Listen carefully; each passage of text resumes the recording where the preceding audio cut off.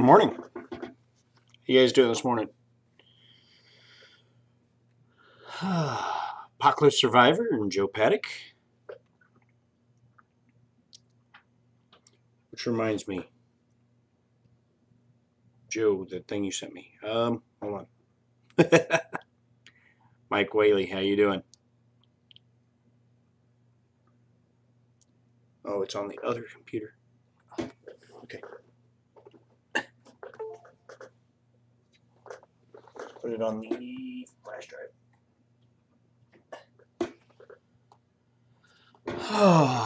Good morning, Ed. How you guys doing this morning? Okay, so I got 30 minutes to get it transferred over to this computer.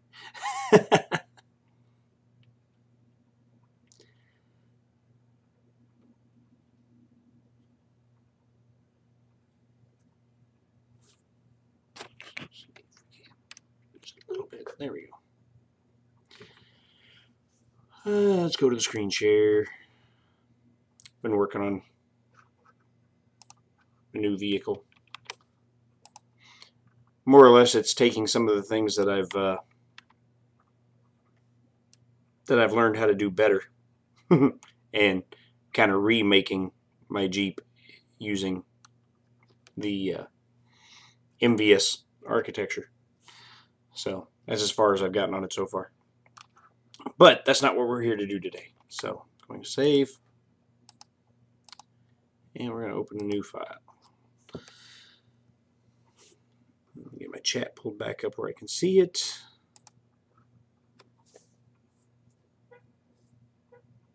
Thanks, Joe.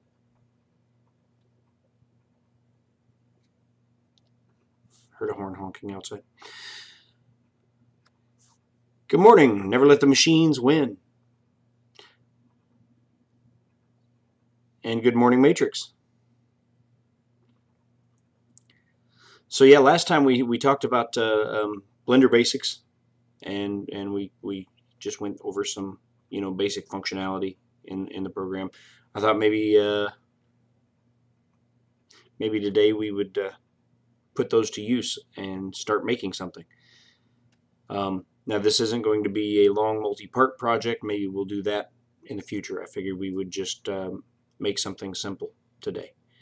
Or start on something simple today. We may not even finish it today. Ladies and gentlemen, boys and girls, children of all ages, it's Fernando Pena. Good morning, sir.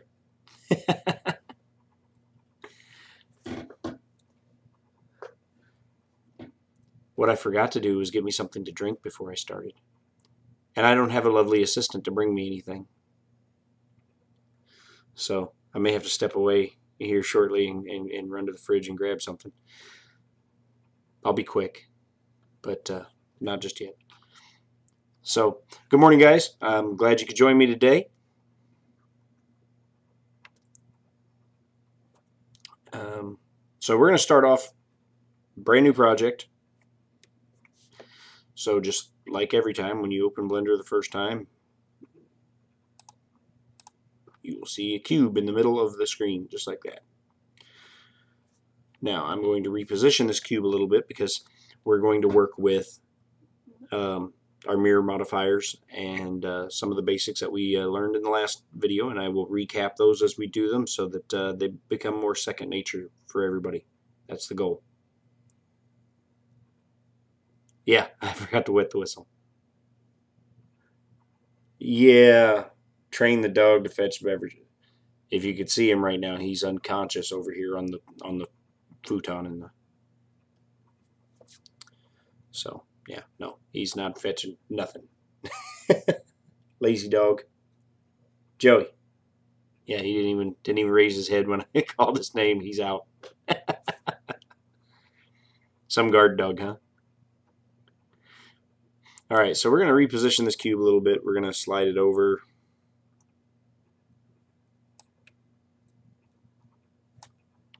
I'm going to hit 5 so that, see, get rid of the perspective so that I can line that up good. And I'm going to hit the G key to move. I'm going to hit X to constrain it to just the X axis. And I'm going to try to line that up pretty much on center.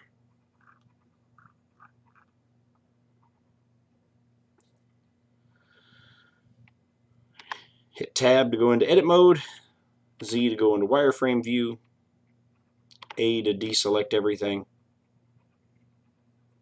I need to find, I think there's a plugin or something I can add that will show my key presses as I do them.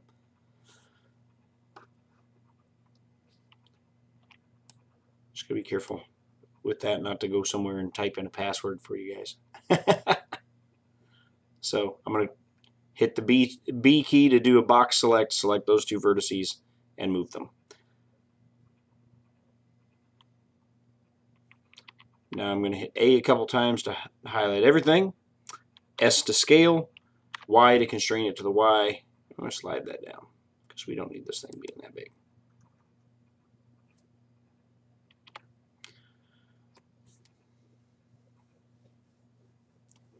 Yeah, that's not the only thing the dog has trained us all to do. When we take him for walks, we have to bring little baggies with us. Yep.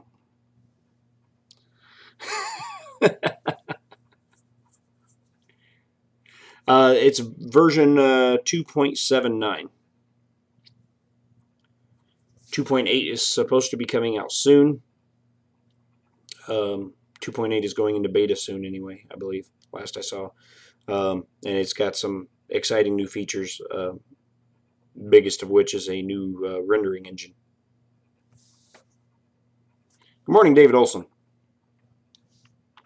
B for box select. Select those two. I'm going to move that in. I don't need box to be that wide. So we're going to move in a lot because it's just still too big. A couple times, select everything, scale, constrain it to the Y. There we go. Right? Yeah, exactly. Yeah. You got it.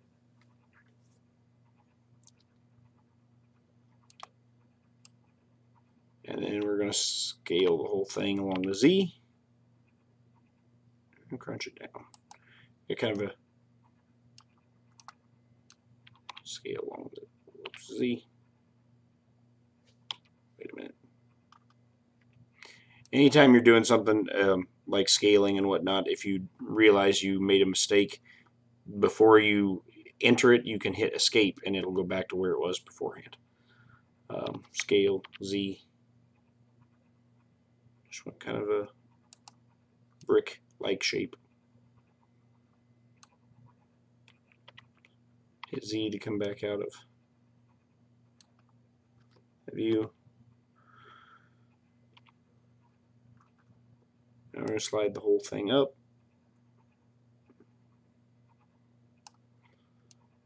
On the Z, so it's resting pretty much like that.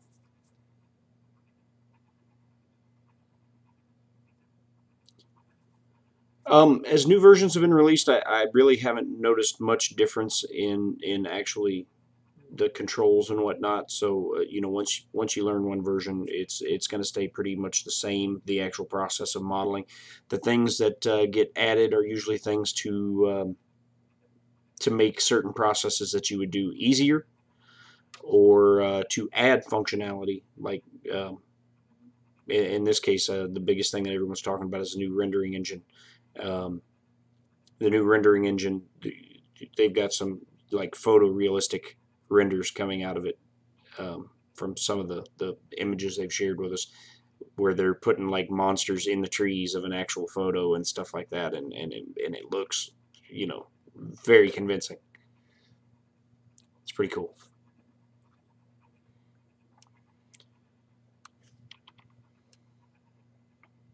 So we're going to start here.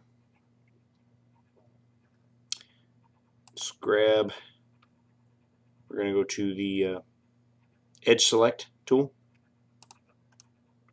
I'm going to select all of these edges.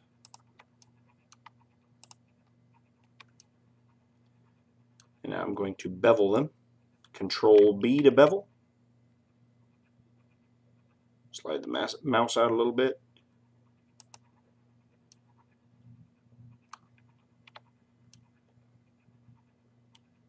I'm intentionally making this a little bit blocky. Although, hold on, let's undo that.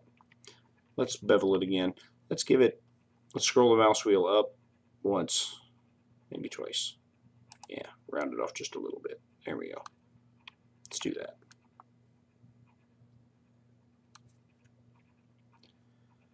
So now I'm going to make a ring cut, Control R. Scroll my mouse wheel up a couple times. Huh. Well, that's interesting. The ring cut is not going all the way through the model.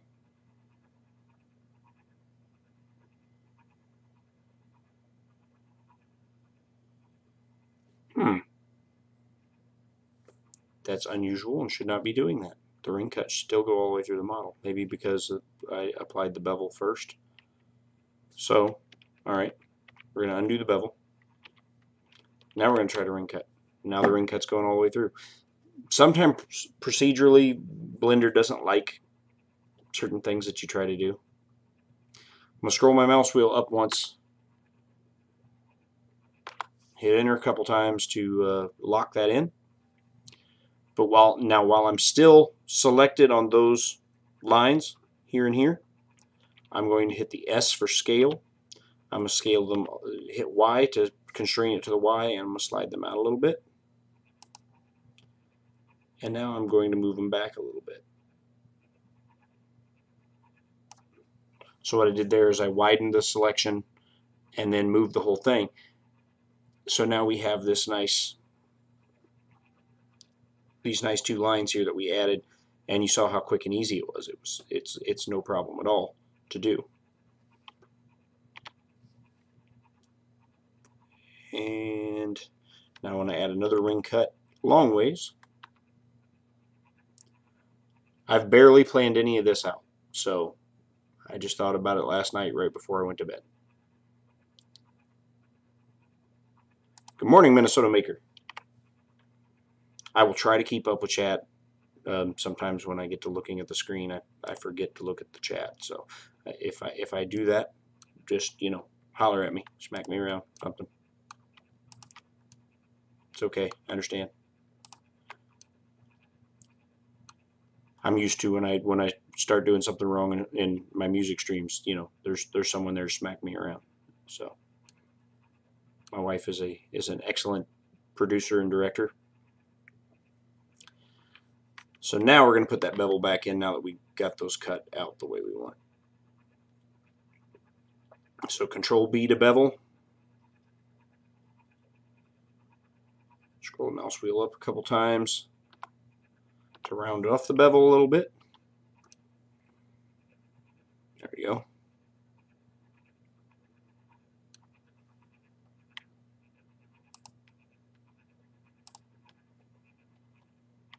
Okay, so while holding the Alt key, I'm going to select that edge, and I'm going to hold the Shift and Alt key and select that edge. I want to bring that down just a hair.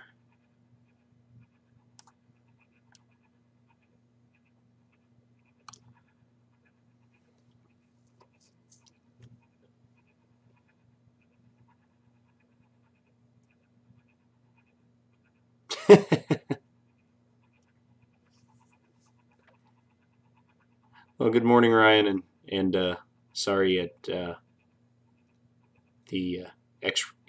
excrement is colliding with the ventilator. that doesn't sound good, man. And now I'm seeing something that I should have done differently. Dadgummit. I needed one more ring cut over here.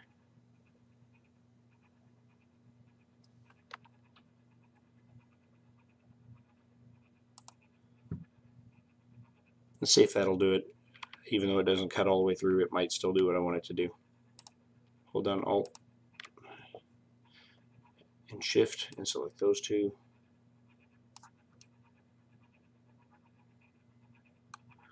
Okay, so now I'm going to show you something because now that created a non-flat face. I need to fix that. So I'm going to go to the vertices. I'm going to select, or wait, I'm going to hit K for knife. K for knife. We're going to use the knife tool. We're going to select that vertice, and then we're going to select that one as well, and hit enter, and that's going to make a knife cut through there. And now we fixed that issue we had. And I'm going to fix it over here too. K for knife, connect those two, hit enter. Because now I'm going to go back into edge select mode. Holding shift and alt, I'm going to select that edge, and that edge. And I'm going to drag those down just a little bit too.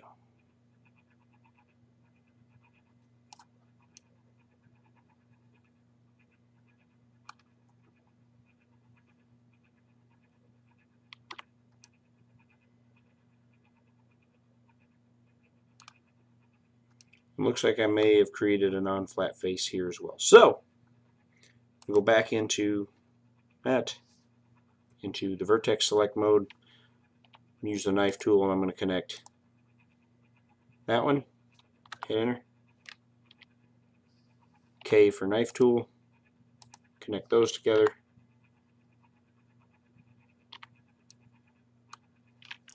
K for knife tool,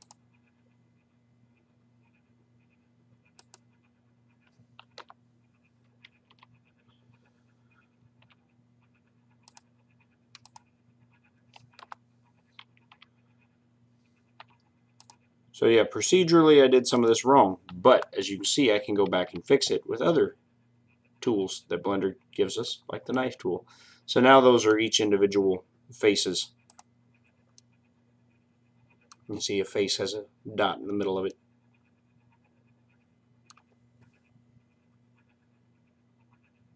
And I see I missed one here.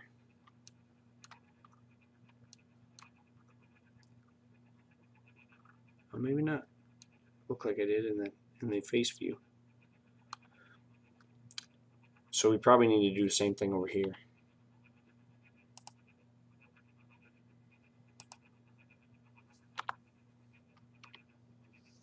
K for knife.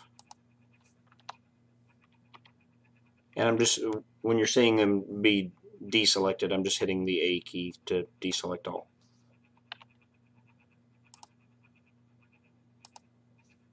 Because otherwise we can have a non-flat face and that could give us problems later when modeling.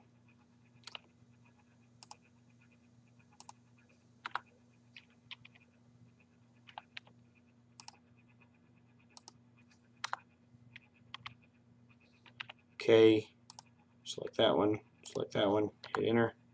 A to deselect. K, knife cut.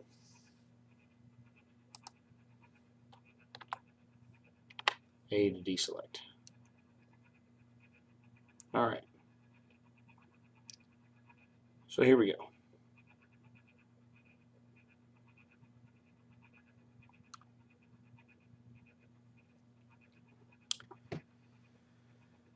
Now I'm going to go into face select mode. I'm going to select this face.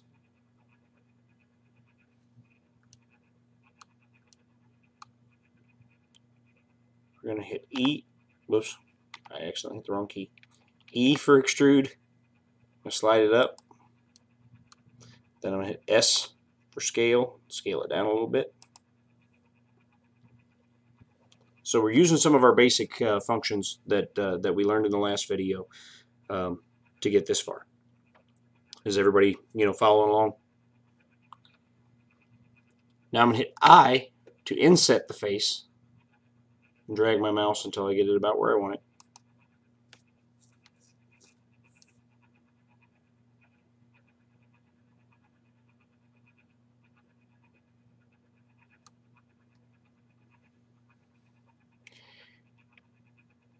Now E to extrude.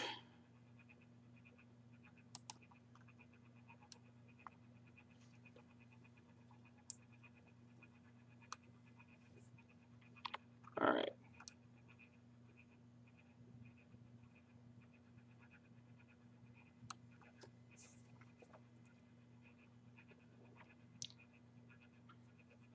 Which a lot of people have been bugging me about it, so I did make a Amazon wish list. It's only got a few things on it right now. They're not Nothing is essential, so don't feel the need to go out like I need any of these things. These are just exactly what it says. It's a wish list. It's some things that eventually I will get one way or another, whether I get them for myself or one of you guys decide to do it. No pressure at all. I will get around to it eventually. Right now, even my printer fund is that I was going to spend is on hold because I'm planning to go meet my sister in person very soon, and so I may have to use the printer fund that I had set aside to go do that, to fly to Dallas. She lives in Waxahachie, Texas, right outside of Dallas. So I will fly from Nashville to Dallas, and I'll only be gone for a couple days, but plane tickets, whatnot.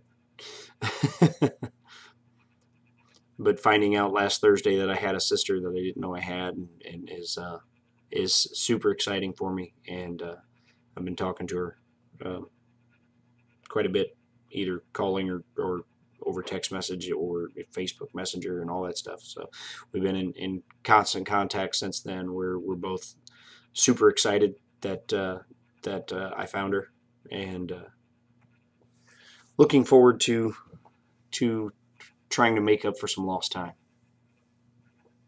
So I'm chomping at the bit to get down there and meet her and her whole family, her husband and her kids and everything. So I'm excited about it, and enough so that I'm like 3D printer that I was going to buy is just going to have to wait. That's all there is to it.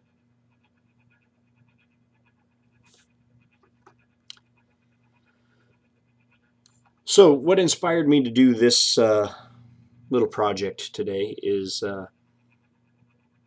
what I've got in mind is making just a little, almost nonsensical kind of little figure or something, because people make those all the time, and they seem to be a popular item to download and print. So I thought, why not me? Yes, that's right. It's Mike, right? Never let the machines win. There's so many Mikes. I want to say Mike. Everybody's Mike. There's Mike Whaley and Red Light Mike and Never Let the Machines Win Mike. It seems like everybody's there's a lot of Mikes. There's a lot of Joes in 3D printing, and then Joe Mike Terranella is both a Mike and a Joe. And then Rons also seem to be everywhere, because there's the Happy Extruder Ron, there's Canadian Maker Project Ron, there's Uncle Ron, there's lots of Rons. Yeah, you're safe to go with Joe, Mike, and Ron. There's a good chance you're going to get it. But as far as I know, there's only one Fernando Pena. In the 3D printing community, anyway. I'm sure there's, others out there. There's even two Fernandos. Oh, my. See? Now, as far as I know, there's only one Ricky Lee Tanner.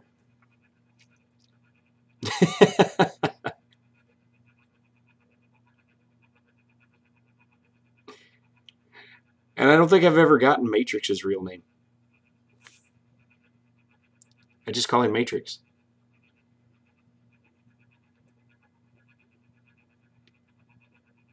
Also, Minnesota Maker. I don't think I've ever gotten his first name.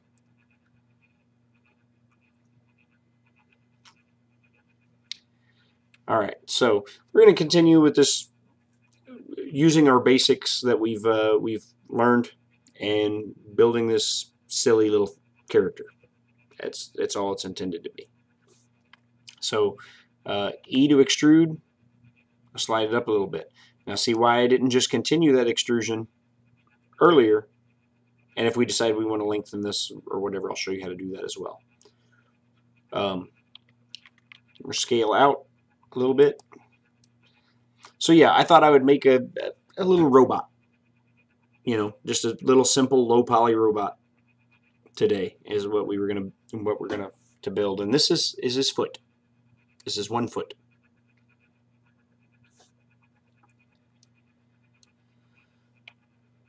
E to extrude. Move it up a little bit. Now I'm going to go into the top down view by hitting 7 on the number pad so that we're looking straight down on top of the model. I'm going to hit Z to go into wireframe because the next thing I'm going to do, I'm going to hit I for inset face, and I want that inset face to be about the same size as the one below it.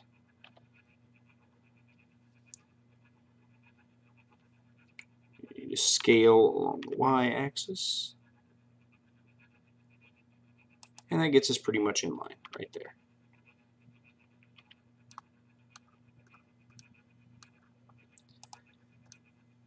So now this is showing you 2 different methods of getting the same thing.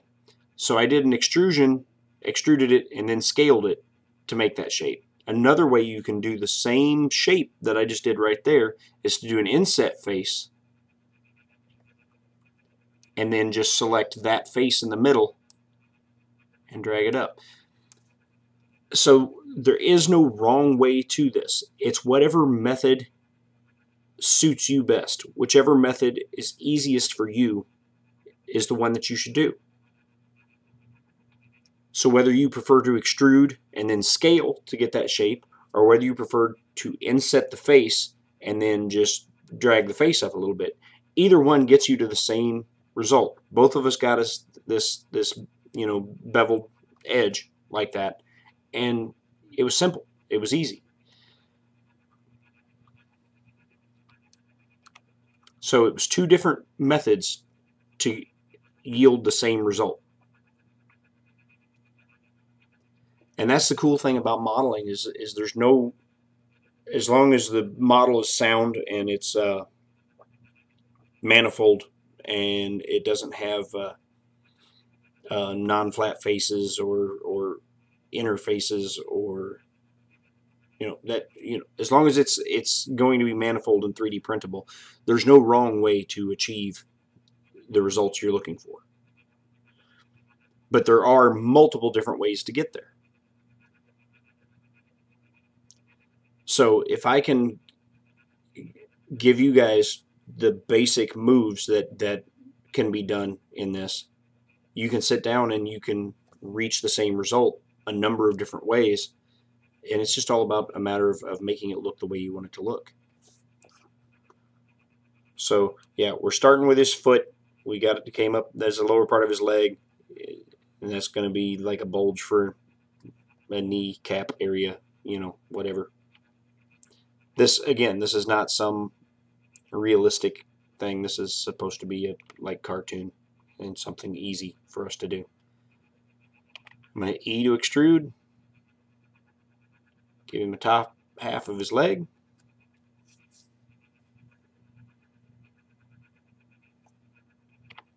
So now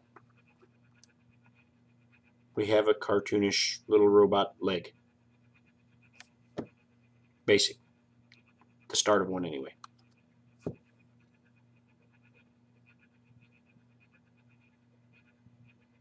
Hope everybody's following along and having fun.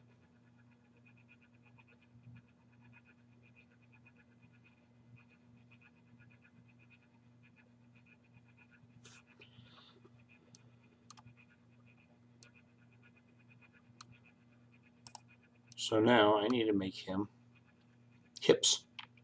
So we're going to extrude up a little piece here.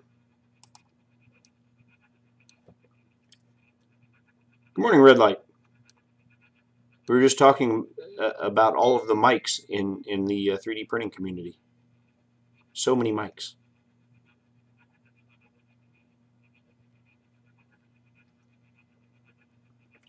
Because we got Never Let the Machines Win Mike here, and we have Mike Whaley here.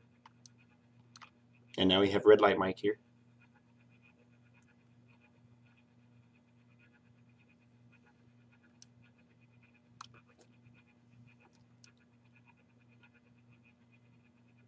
So let's see, how do I want to go about this?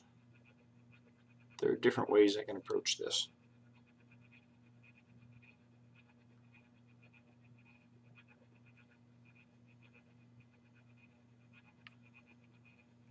Okay, I think I'm going to do... No. See, I didn't plan this out. This is all off the cuff today.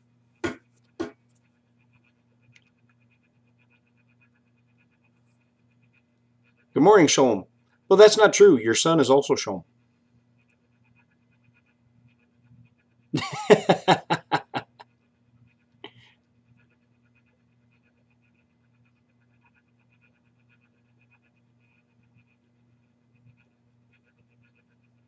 Right.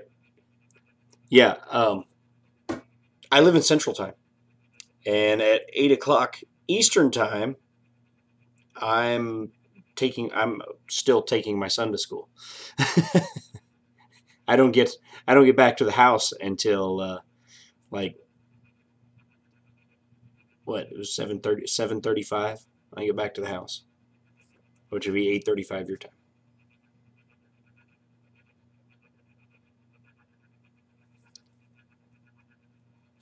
Yeah, I guess all YouTubers need to. But I believe I did specify that it was 8 o'clock Central Time.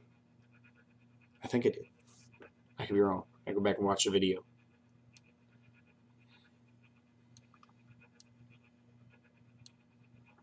But I think I did specify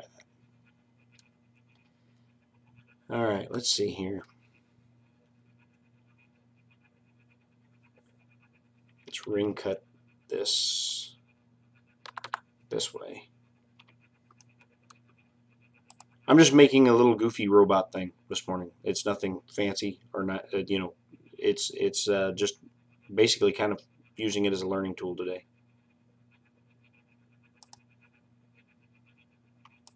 Showing some of the basics of Blender. So we're going to extrude this out this way.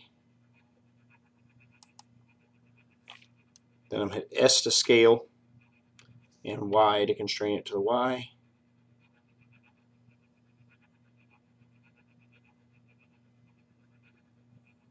Yeah, let's do that.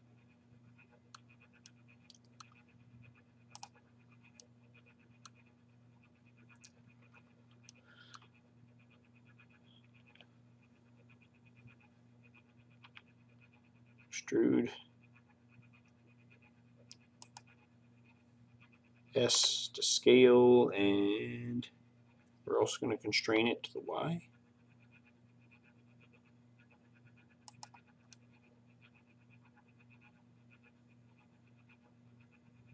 All right. Now, we're not going to want to have interfaces in what we're doing because interfaces are bad. So I'm going to delete these two faces by selecting them and hitting delete and deleting faces. Then I'm going to take...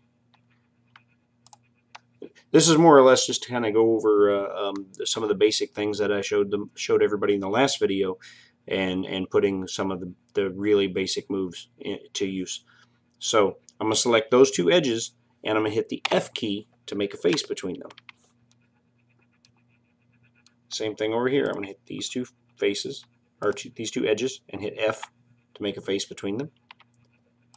And then I'm going to select, holding down the Shift key to select multiples, just like in a lot of programs where you're, and hit F to make a face.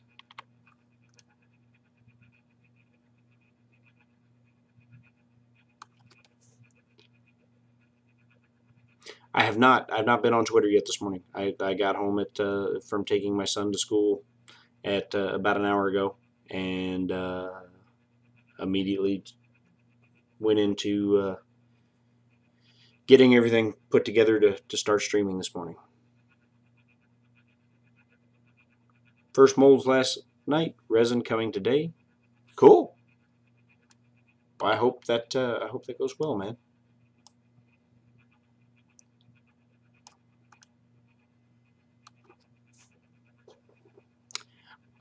At the moment, I'm just modeling a little low poly robot thing that I have not planned out how it's going to look at all. This is all shooting straight from the cuff, just to show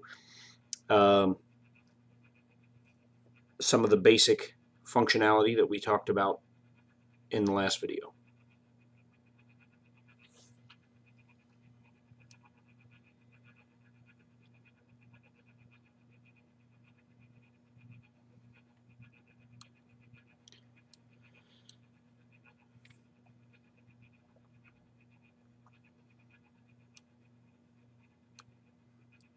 So I'm going to go back into face select, extrude this face up.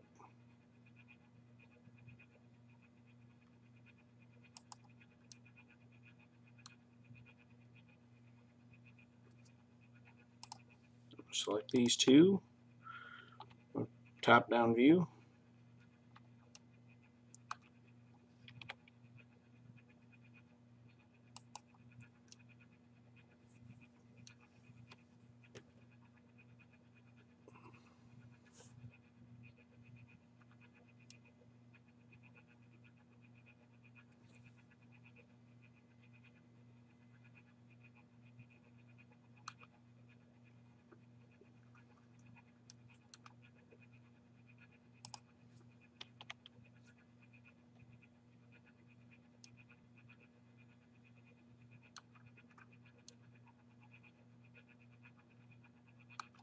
So yeah, not making anything realistic or detailed or crazy, just showing some basics and showing what you can do with just starting with a box and doing some extrusions and some bevels and scaling and just, you know, creating some faces in places that need them.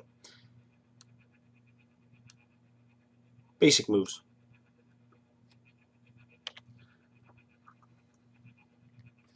The basic moves that anybody should be able to follow along with and give it a try.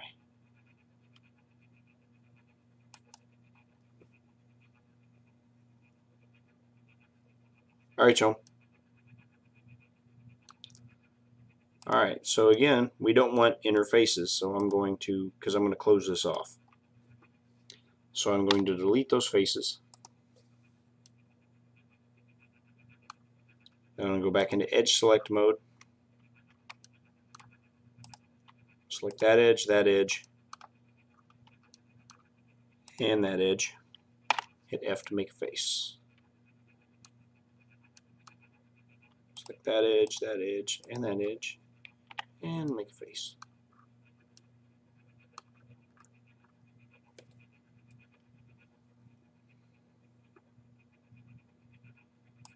Go into face select mode,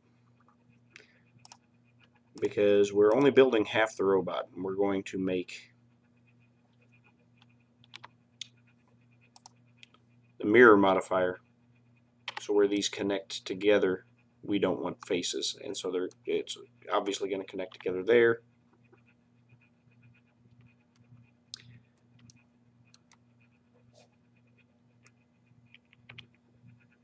Z goes into wireframe mode. I am going to grab all of those, B to box select all of those. I'm going to slide this whole thing out a little bit and give them a little bit wider stance.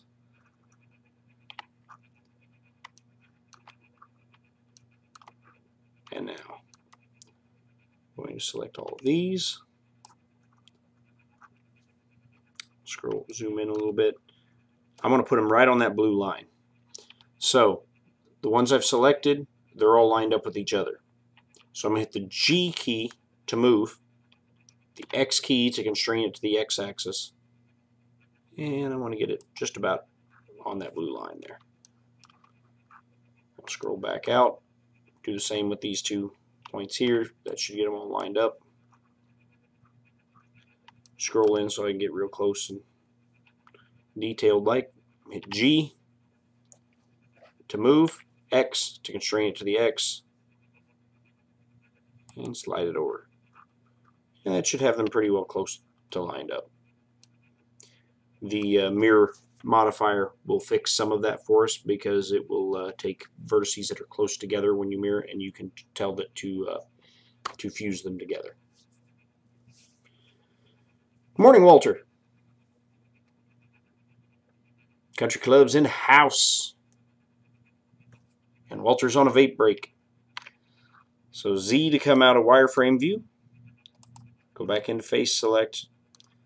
So we're modeling a low poly simple robot today, just to show some of the practical use for some of the basic functionality that we talked about in the last video, in the last live stream. Darth Vapor strikes again.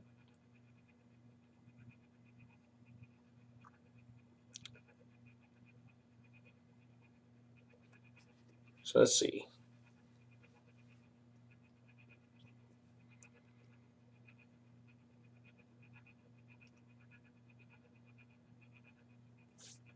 I'm going to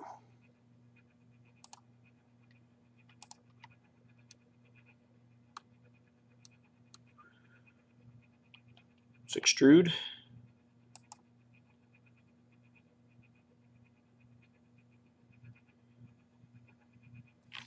Hit S to scale, but I want to constrain it to the Y.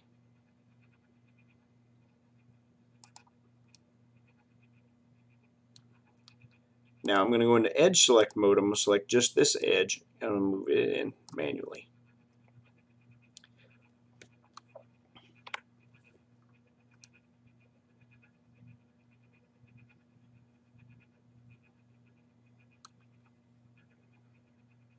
Go back into face select mode. Extrude up.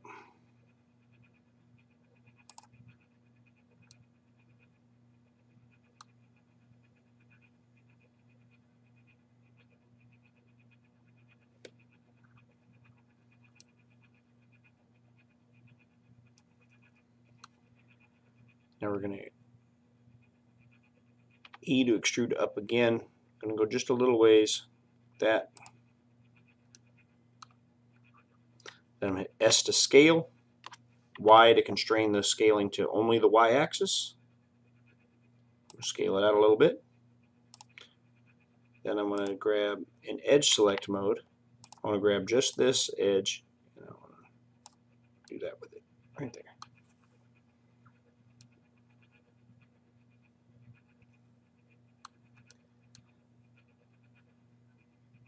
So it's starting to take a little shape, right? Now select those two, E to extrude. Extrude them up.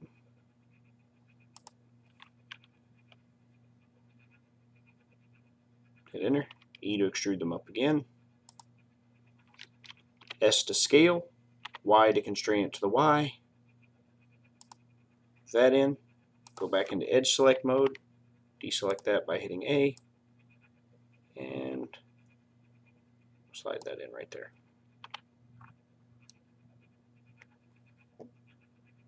Hope everybody's following along. I'm trying not to move too terribly fast, but showing you how easy it is. We started with a box, we made a foot, and then we've just been extruding up. Most of the time is using extrude and scale. And you can see it start to kind of take its basic shape. And I do mean basic. It's a very basic shape. But now, the problem that I mentioned early in the video, that I didn't get myself something to drink, is coming back to haunt me. So I'm going to run to the kitchen.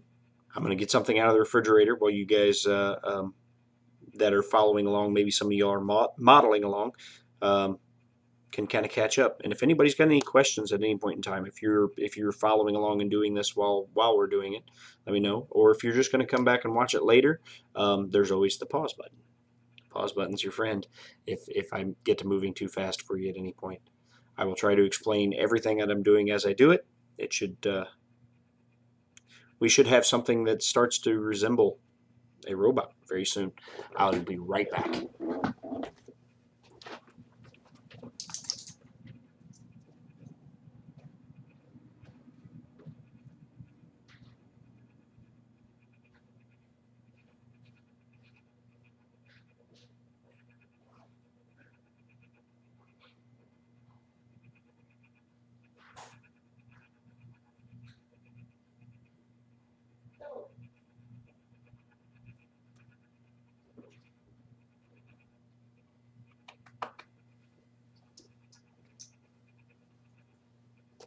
Told you I'd be right back. Oh, all right.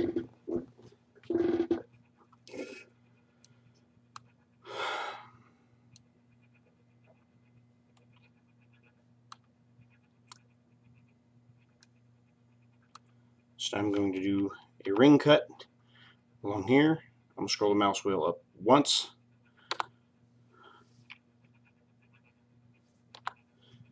Hit enter twice to lock it into place.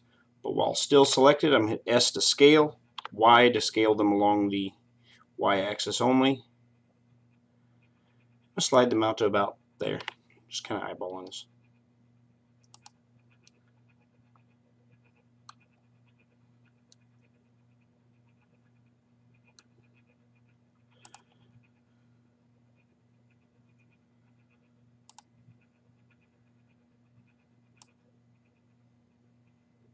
Grab that and move that in a little bit.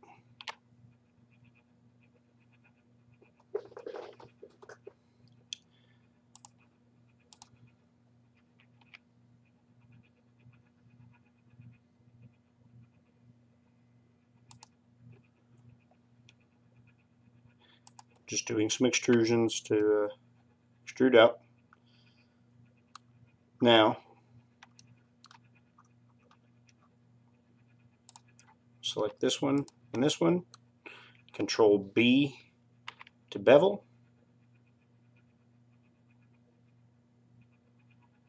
And bevel it in a little bit.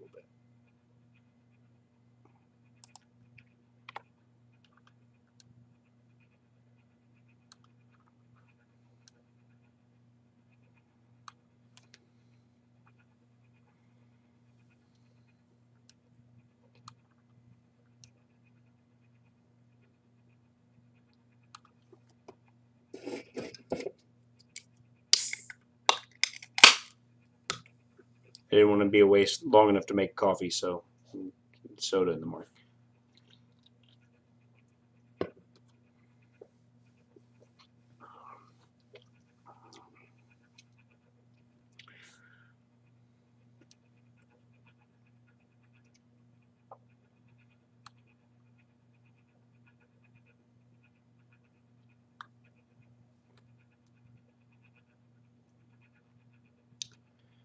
Alright, I wish I'd planned out what I was going to do with the arms a little bit better than I have, and the head. But that's where we're at. So I'm going to go in here, I'm going to select all these faces.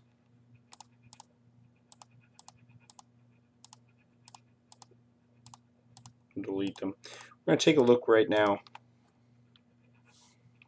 All these interfaces here, I'm going to delete those. We're going to go ahead and tab back out of edit mode. We're going to come over here, click that little wrench there, add modifier, and we are going to add the mirror modifier. I'm going to mirror it, which direction is it liking today? It seems like, oh wait, oh hold on. See, this is why.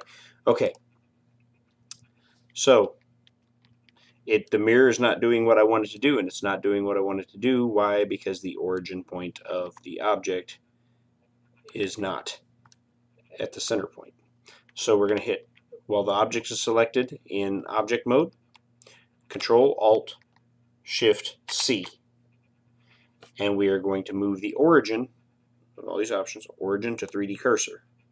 Now you see the orange dot is resting on the 3D cursor. Now when I go back into the modifier, so see, if you're trying to do a mirror modifier and it's not working, it's not doing what you expect it to do. It's because the origin is not where you need to be. The origin is the point it's going to mirror from. So at this case, I wanted the origin at the 3D cursor, which is in the center. Mirror along the X. There we go.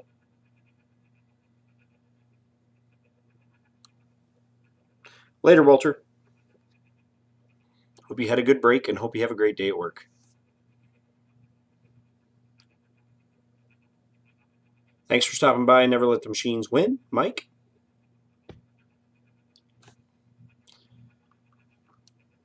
So yeah, we're just making a silly little robot thing. But as you can see now that we've got the mirror modifier, it's starting to look more like something. You can see that we've got, you know, the basic body built. And we've done all this in less than an hour. So it doesn't have to be an overwhelming experience to do this stuff. It doesn't have to be difficult.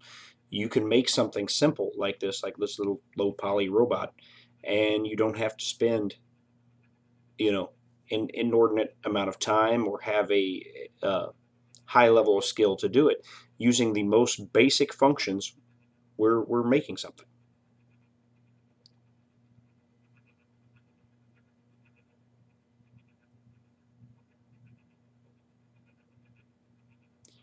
Yeah, you know, for me, creativity flows best for me when I'm just sitting here and doing it. And it's kind of a relaxing thing for me to sit and do this.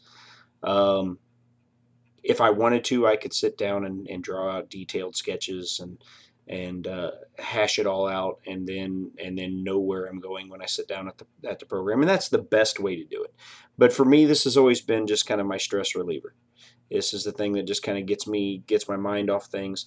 And if my mind is having to create on the fly while I'm sitting here, then for me, it's better for stress relief.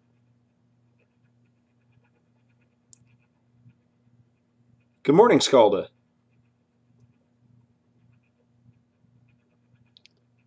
Well, I'm glad you were able to pop in, man. Yes, things have been going very well for me. A rehash of the story I was talking about earlier. Last Thursday, so a week ago, I found out I have a sister through my Ancestry.com DNA test, and I'm making plans to go see her here in the next couple weeks. And so my printer fund has once again been derailed. But you know, finding out I have a sister and wanting to go see her, you know, that comes first. I'll rebuild the fund and buy a 3D printer later.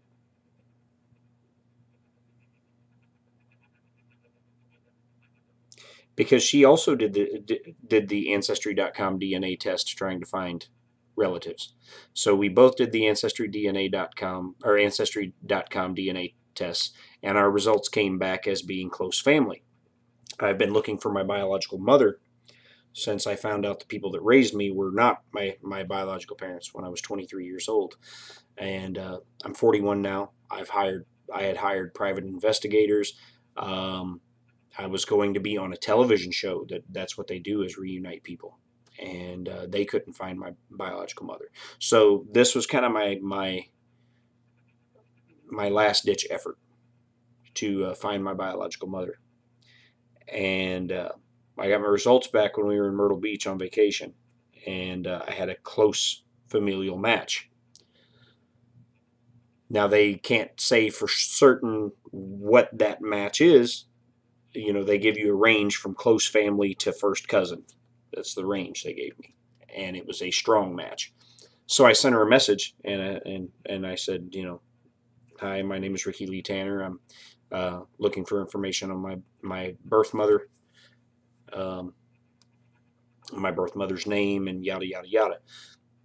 And when she answered me back about 10 minutes before I had to get on stage last Thursday night, and said, I'm your half sister, and I was wondering and hoping someday you would find me, because she's known about me since she was 13 years old.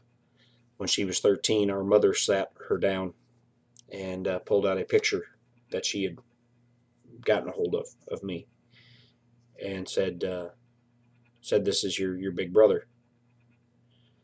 And my biological mother wasn't in a good place at the time, you know, and she thought she was giving me a chance at a better life,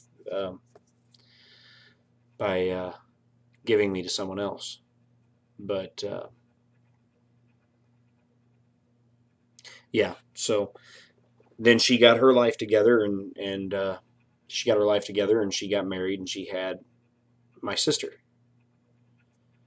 And yeah, so when my sister was 13 years old, she sat her down, showed her a picture of me, and said that that's your big brother, and he's out there somewhere, and yada yada. Well, here I am. I'm 41 years old, and my sister is 38, and we found each other, and we've been corresponding on the phone and over the internet and all that, and it's it's been wonderful. It's funny because not even from the first second we got on the phone together did I feel like I was talking to a stranger.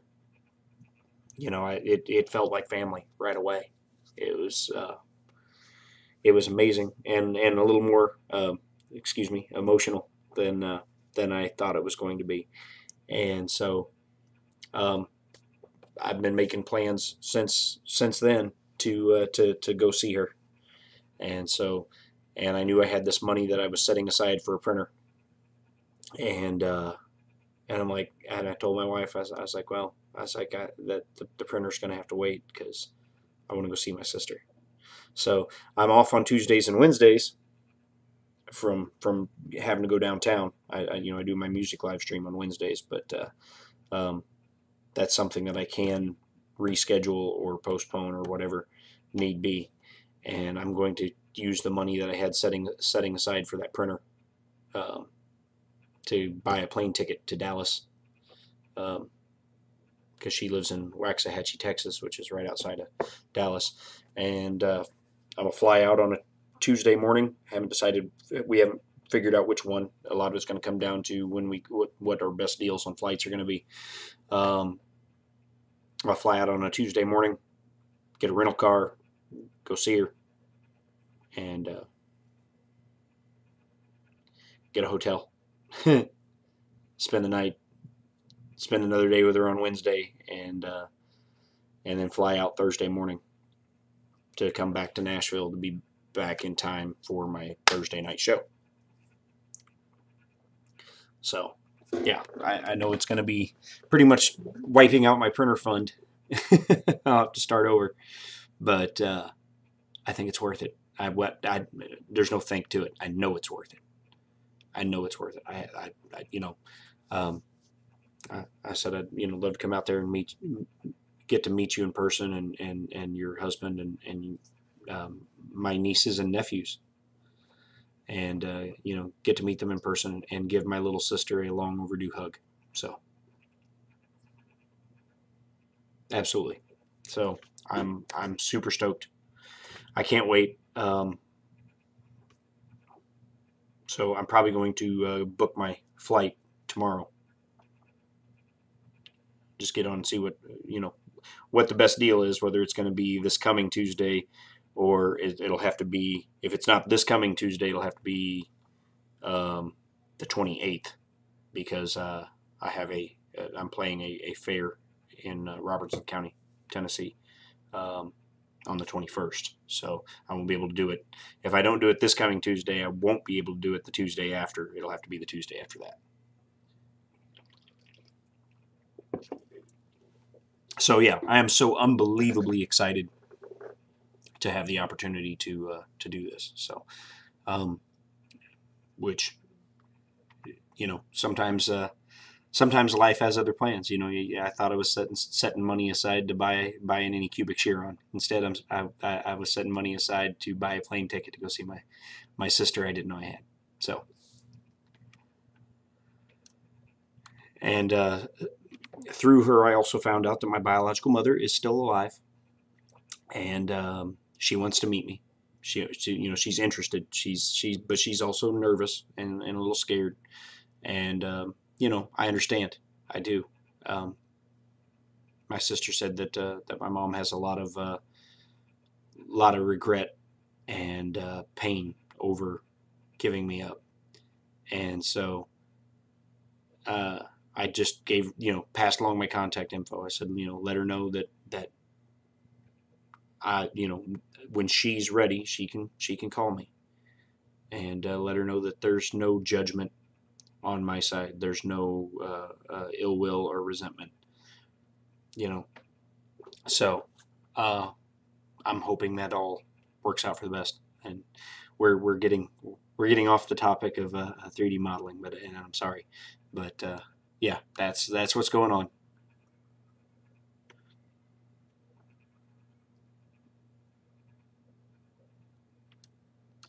You're right, Sean. Absolutely right. So, anyhow, let's see here. Back to what we were doing. Hit I to do an inset face. I'm going to grab the green arrow there and pull it out just a little bit.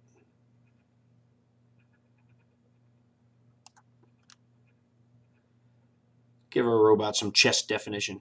Yeah, he just got some pecs. He's been hitting the weights.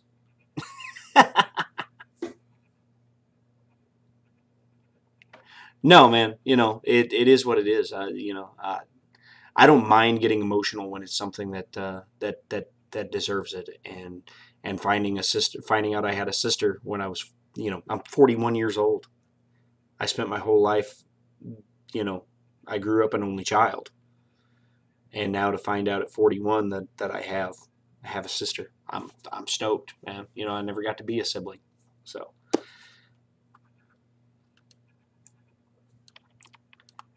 All right, so we gave a robot a little chest definition. He's been hitting the gym. What I'm thinking of on the arms right now, there's no way around it. It'll have to have some supports, but I guess it's crotch. It's gonna have to have some support too. So.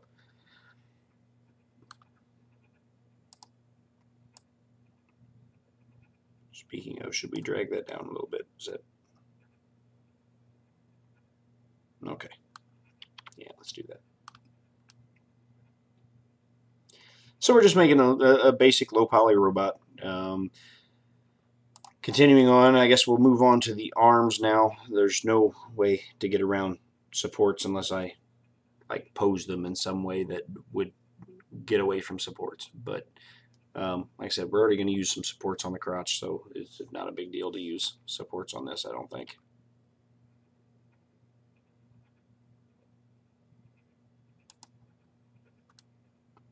So E to extrude, S to scale.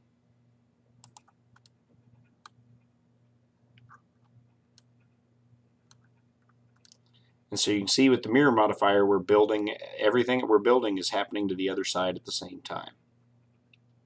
And if at any point in time we're ready to do stuff that we don't want to be mirrored, you apply the mirror modifier, and then you'll be able to, you know, make your individual changes.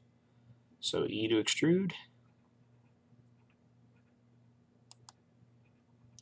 E to extrude again, S to scale,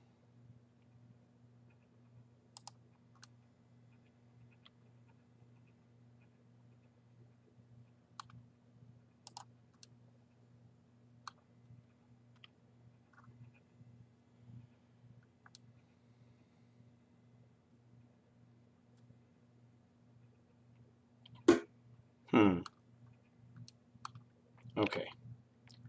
So now I'm going to ring cut here.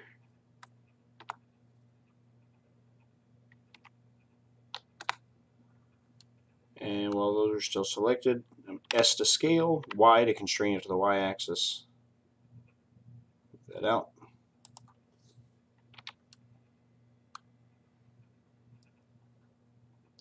Back to the face select, we're going to grab that one. E to extrude, we're going to extrude those down a little bit.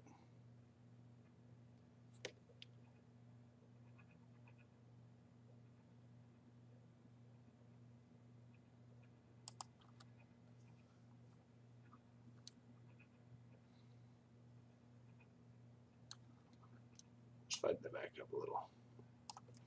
Because I'm going to E extrude down, S to scale it in a little bit.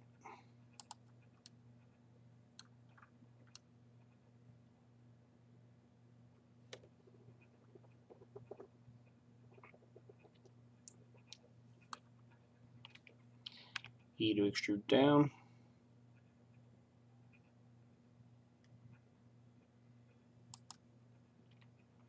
Go a little ways here. E to extrude down a little bit. Scale it back out a little. I'm going to slide that up a little. Yeah, that's better. E to extrude down.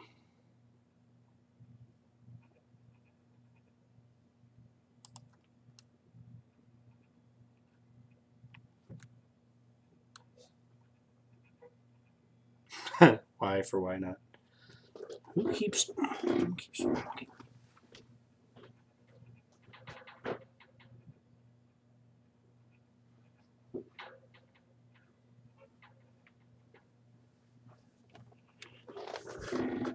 My neighbor's going overboard with the hitting the little lock button on his car. Like, okay, you've locked it. Stop. It's locked, dude.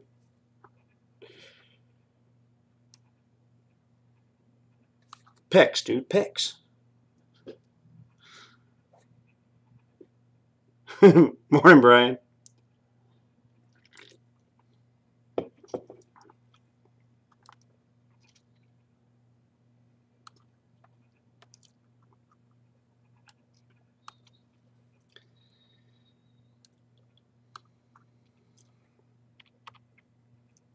So let's see, let's do an inset face here.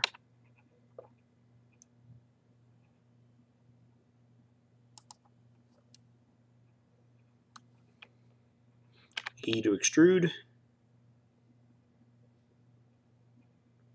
Down about there. Now we're going to S to scale. Let's constrain it to the X.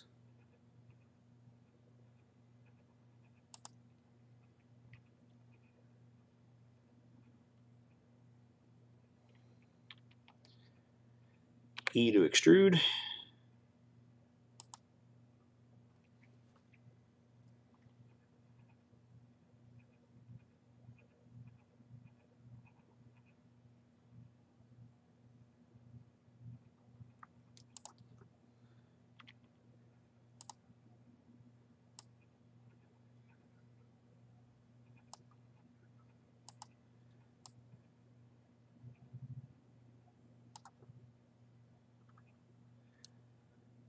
And we're not doing anything spectacular with this model. We're not trying to give it any articulation or anything like that. We're just doing some real basic shapes.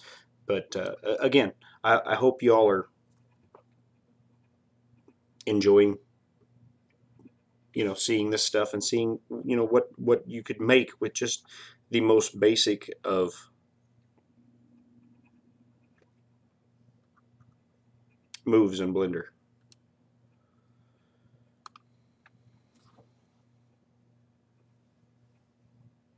Angry Robot makes fist film at 11. Right? Yeah.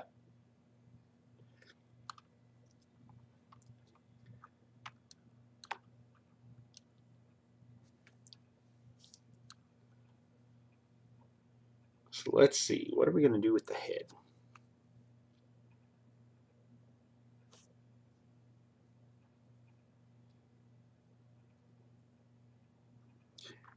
Yeah, I mean, that's a lot of it, Brian. You can, adjust things at the vertice level by being in vertex select. So you could, say you wanted to adjust just this vertex here a little bit and slide it in. You could do that, or if you wanted to move things at the edge level, you can select edges, and what that'll move is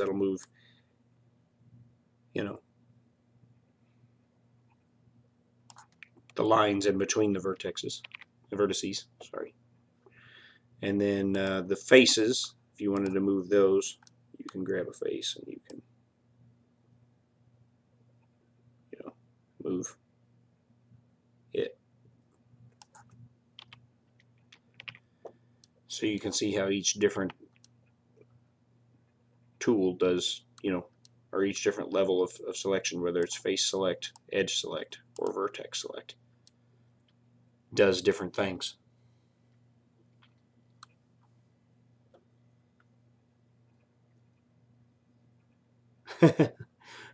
Well, we can do articulation and stuff like that in future videos. Today is just showing, basically it's reiterating some of the basics that we covered in the last video, and showing you that even with those basic steps, you can make something. And when I woke up this morning, I thought, low poly robot. That's what we're going to do. We're going to do a low poly robot with the basic moves that we learned last week. Or not last week, last Tuesday. Yeah, Tuesday.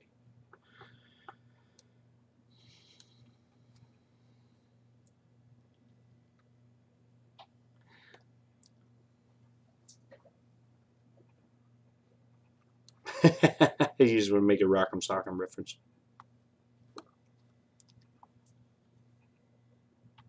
No, I get it, dude. I get it.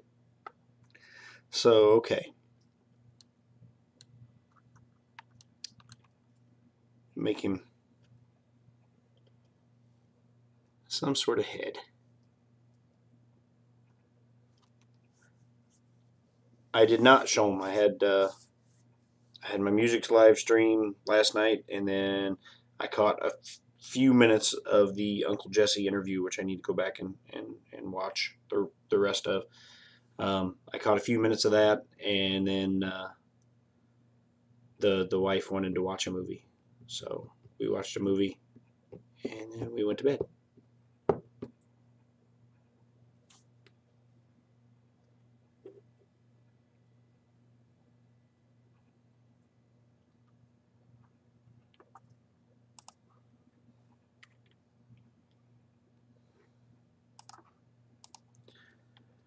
Extrude.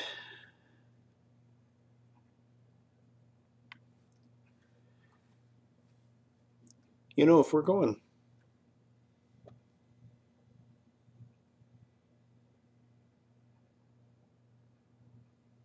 low poly, let's just go low poly and nude no neck and turn this thing into his head. Give me a chance to Z back into wireframe.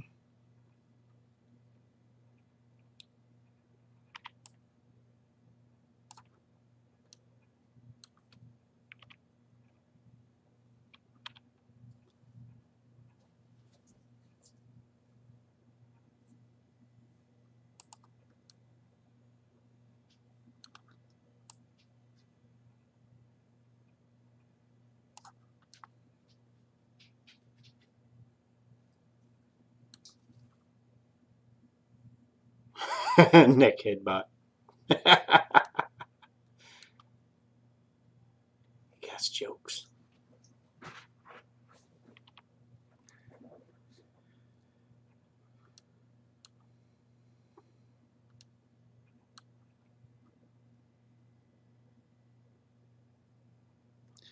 Well, I'm also trying to have this thing complete by the end of the stream. So I want it to be something that anybody following along can build one themselves.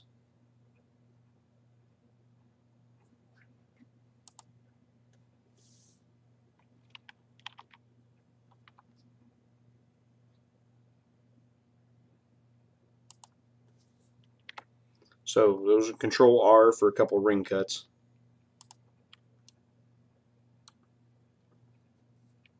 Let's see if that S to scale that in a little bit. There, now he's got a neck. Happy now? Alright,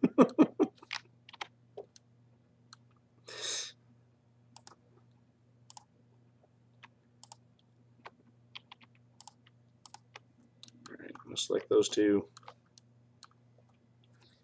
I to inset faces, and wow, that was inset farther than it was meant to be.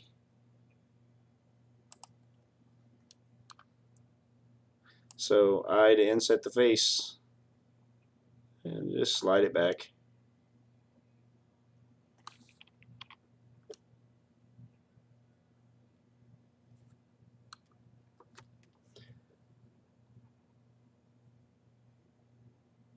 Walter bot. Yeah, stick Walter's head on it. Someone will do that in Mesh Mixer later, I'm sure.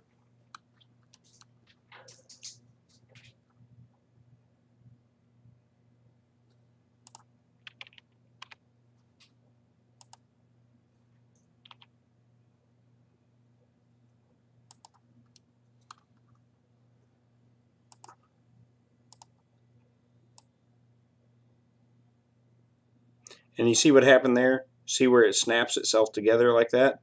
That is because the mirror modifier is set to merge.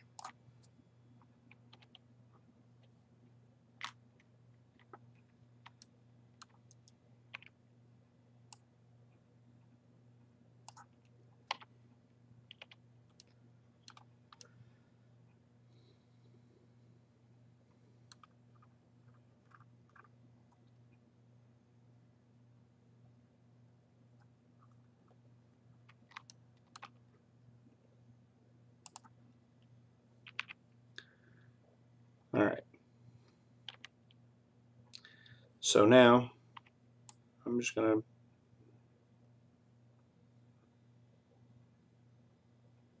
make some modifications here a little bit and narrow out his waist a little bit, but not so much that it will be too bad overhang wise.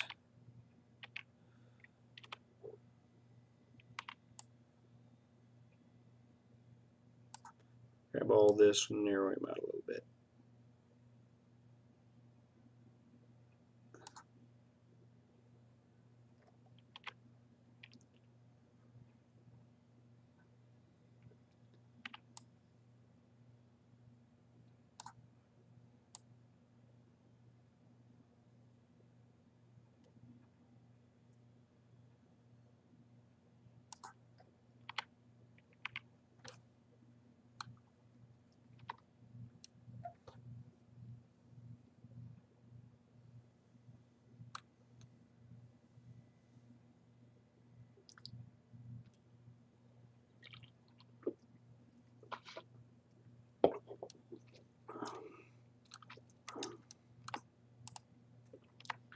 Now let's make his feet a little smaller too.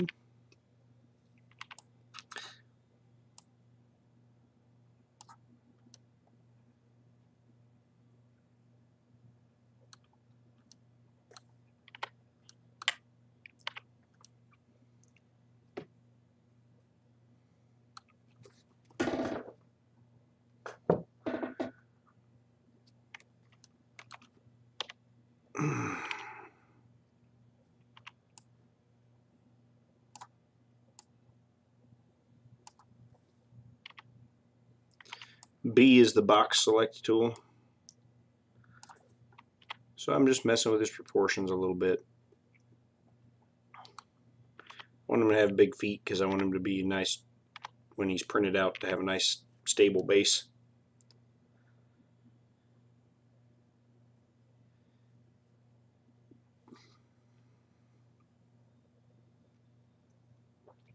So okay, we've made the basic shape of him. Now you can go in and add things like if you want to add some detail.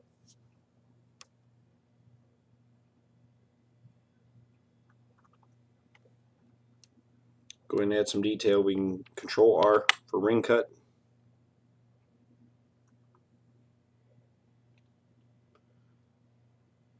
Do 3 rings. By scrolling the mouse wheel up a couple times until you get to 3 rings. Hit enter a couple times. Scale. Constrain it to the Z.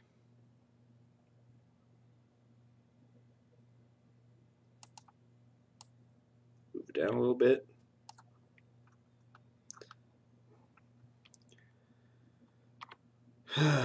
Holding Alt, select there to get that whole ring. S to scale. We'll scale it in a little bit. So you can see that adds a little detail there at the wrist.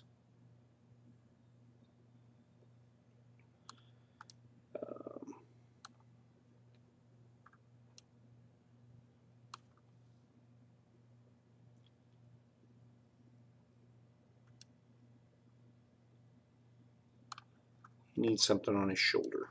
What should we give him on his shoulder? Let's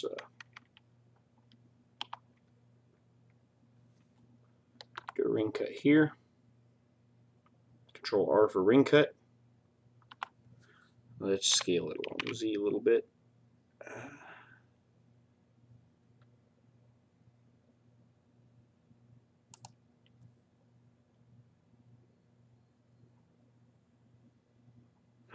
Dapper bot. I like it. Control R to ring cut. Scale along the Y. Whoa. Scale on the Y. There we go.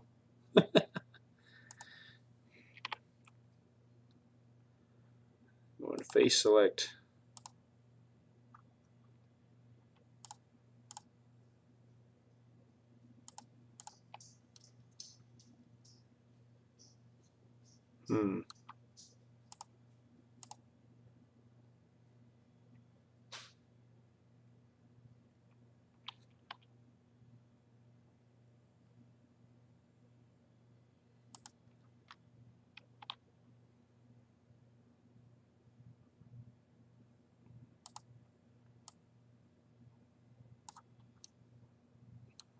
Just doing some stuff to add some little details and whatnot.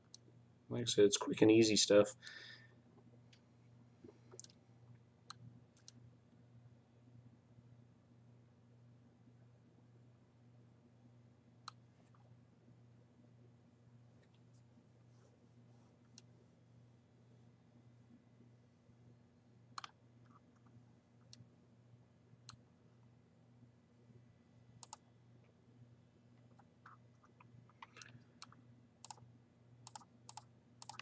Grab those, scale them along the Z.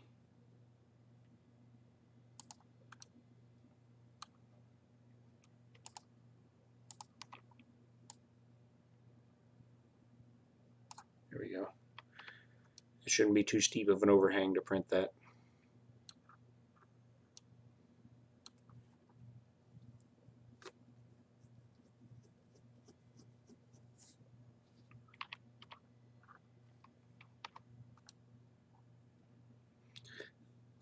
So yeah, just basic fun little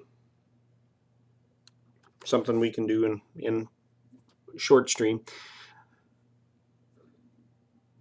So there we have it. We have the basic robot is built. I'm going to go ahead and you know what we haven't done yet? We haven't saved. That's bad me. All right, so we're gonna save. I'm gonna put it on the desktop.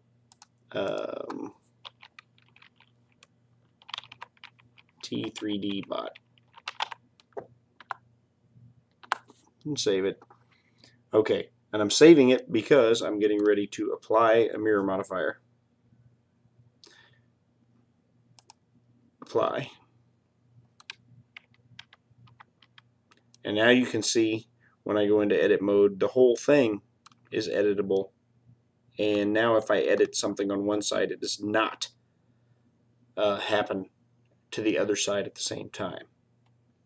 So if I grab this and move it around, you can see it's not affecting the other side.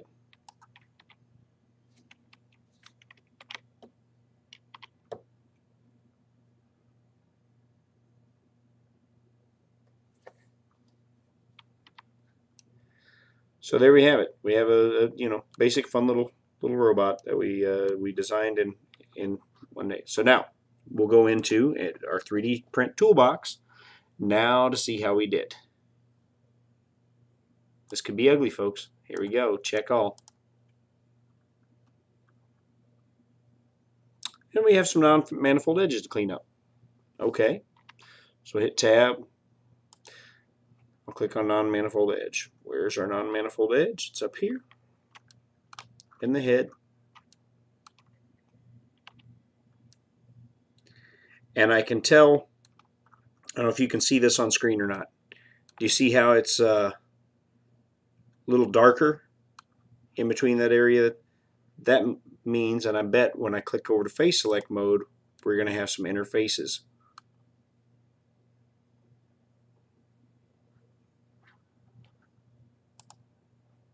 Uh-oh.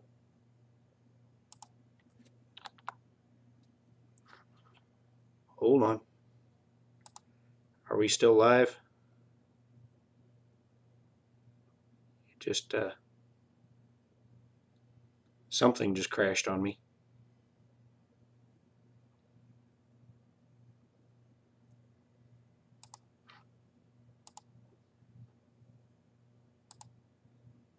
Looks like we're still working. Okay. I don't know what crashed on me, but something just crashed.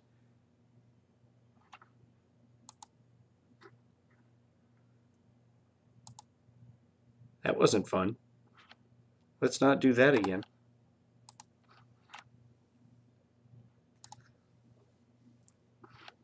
Okay, so you can see how it looked darker here. And now when I went into face select mode, you can see there are faces inside the model. And I told you that's a big no-no. So I will try to select those interfaces. So you can see those are inside the model. We don't want those. So we're going to delete faces. And we'll go over to check all again.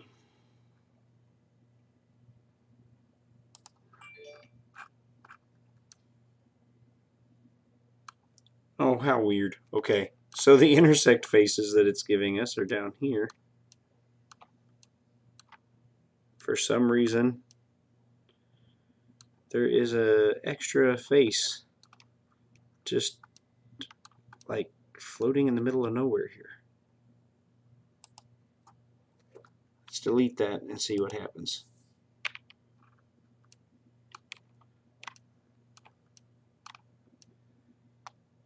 So that was an artifact that was created apparently when I did the bevel.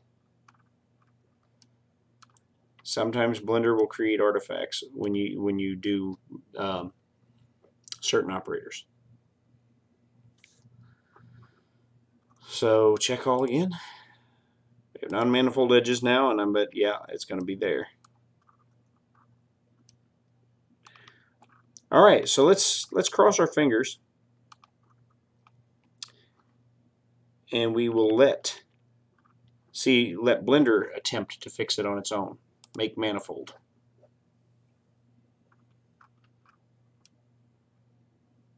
Look at our model after we did that. Make sure it didn't tear it up. Everything looks intact. Okay. Well, that time we got lucky, and Blender fixed itself on the non-manifold, or the non-manifold edge. You can let it try it. Just always be ready to undo, because sometimes it will zero faces. That's weird. And non-flat faces usually aren't an issue for most slicers. Neither are thin faces. I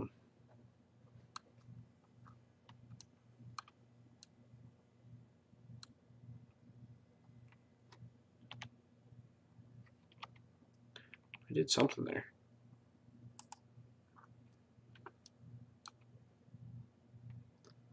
Okay, let's try and fix that.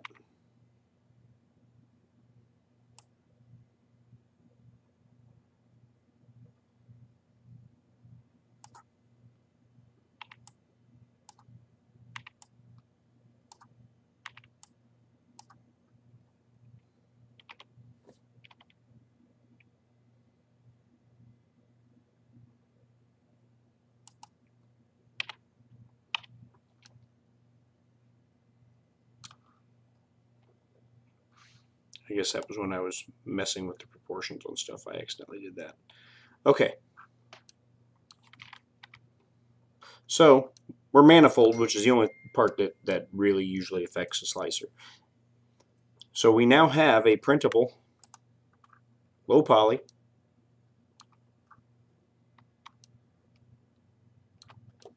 little robot that we made using the basic functions that we learned last Tuesday.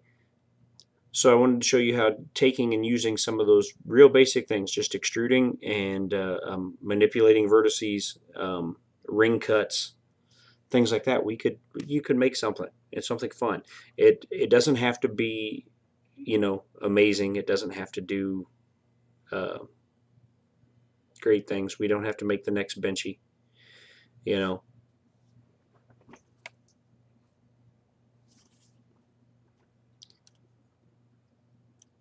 But in the course of an hour and a half, we made a little low poly robot using the most basic commands in Blender, and we used a mirror modifier, we used ring cuts, we used extrude, scale, uh, inset faces.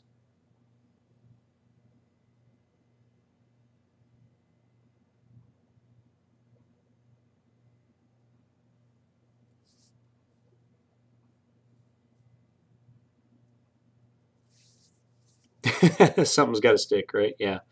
That's the way I feel about my vehicle designs. Is one of them's gonna, one of them's going to resonate with the GI Joe community, which is who they're targeted at, and get the GI Joe community more interested in what we do over here in the 3D printing community. Want to be the maybe be the guy to bring the GI Joe collector and fan to the 3D printing community, and they'll all go out and buy 3D printers and start printing um, vehicles and accessories for the GI Joes.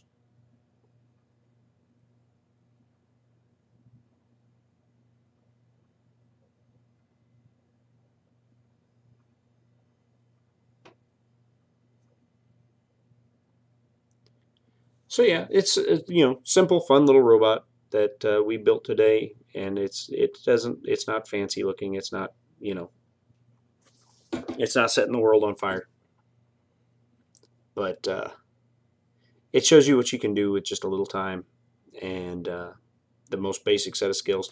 It will need some supports when printed um, in here and below the hands.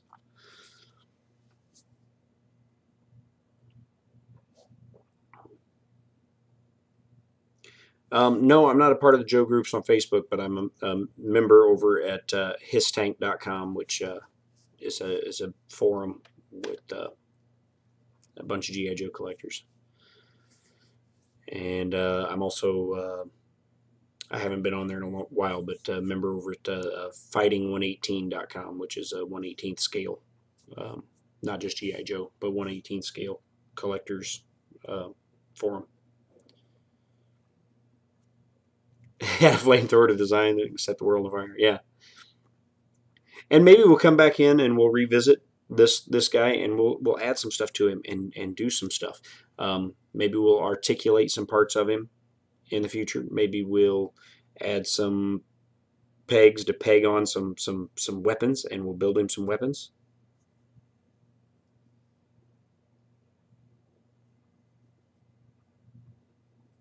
Will do, Sean. I'll do that. Yeah, I'd like to see more of the GI Joe community get into 3D printing. There's a few of us.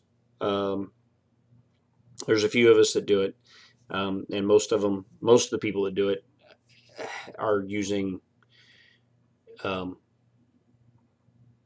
expensive 3D printers. They haven't discovered the joys and frustrations of inexpensive Chinese printers yet.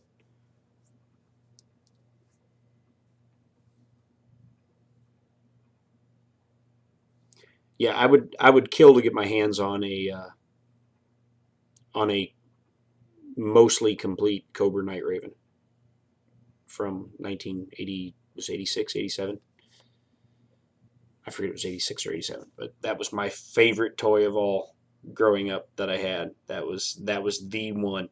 I got that for Christmas one year, and it was the best GI Joe toy I ever had. Even better than I mowed lawns all summer and bought myself a USS Flag. Um, I loved it even more than the flag. My favorite GI Joe toy of all time was the Cobra Night Raven, because it was just so awesome. And I would like to get my hands on one, because I would like to redesign the cockpit insert to fit modern era figures, because the modern era figures are not 3 3/4 inch, they are 4 inches. And that extra 1/4 of an inch makes them too tall to fit in the cockpit of the Night Raven. I would like to get my hands on a Night Raven and then sit down with some calipers and design a 3D printable cockpit upgrade to upgrade the Night Raven to the modern era figures.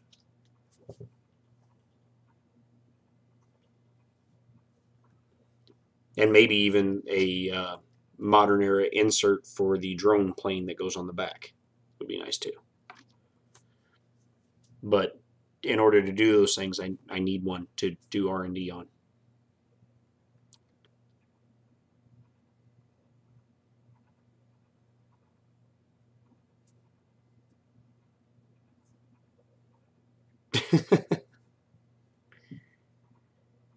Yeah, no, I would never have damaged any of my figures. Now I would get duplicates of figures because I would buy them off of my friends that were getting out of it and stuff like that.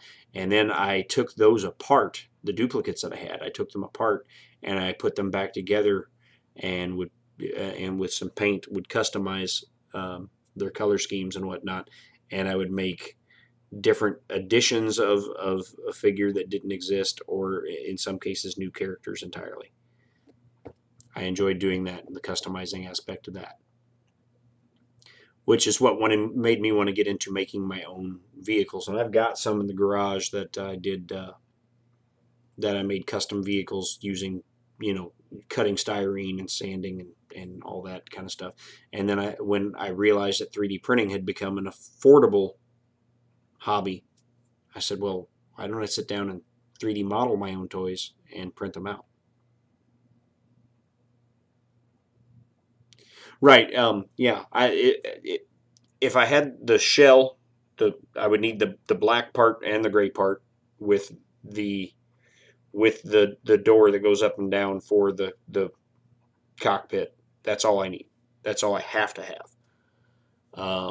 And then I could design that cockpit insert. And then as far as the little drone plane, I would just need the black and gray shell of it as well.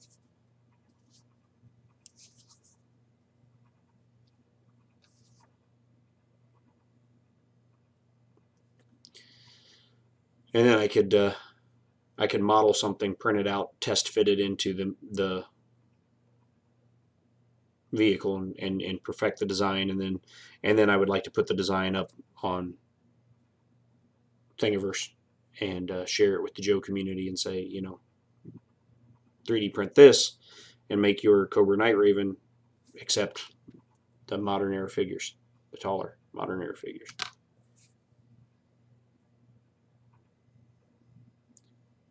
Yeah, the insert parts were kind of an orangish color, and then orangish red, and then the body shell was gray on the bottom, black on top.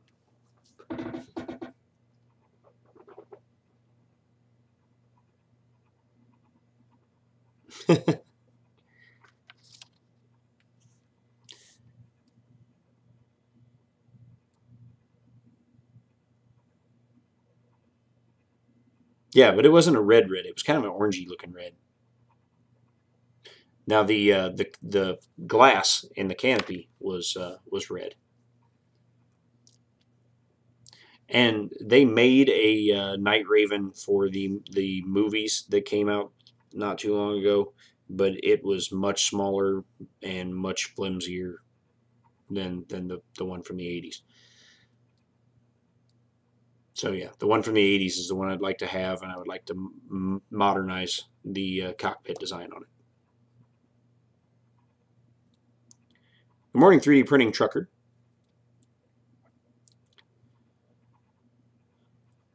But yeah, so we got that covered today.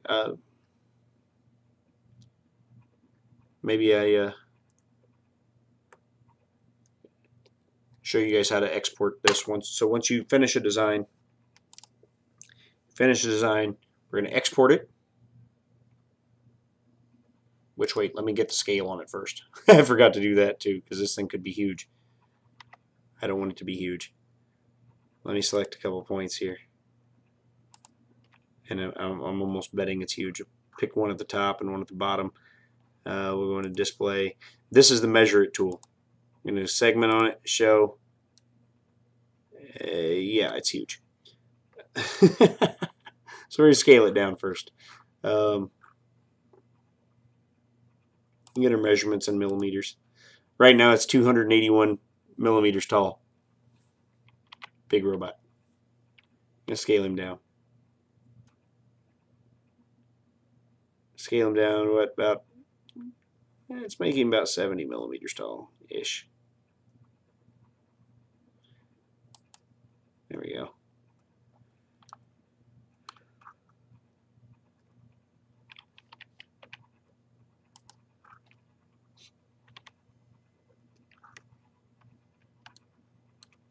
$70 millimeters shouldn't be too big, right? I can print it on my X1. If I can print it on my X1, anybody can print it. Just slide him down here. All right, save. Now that we made him a more reasonable size, let's export him. Export STL. I'll put him on my desktop. Now, if you want to keep him scaled where we just scaled him, if you want him to be 70 millimeters tall, over here in this section right here, this is our scale. You don't want your scale to be 1 because it'll make it teeny tiny. It'll be itty bitty. Change that to 1,000. Export the STL. And now it will maintain its size that we just scaled it to. Oh, I don't want to open it with that. I wanted to open it with Idea Maker.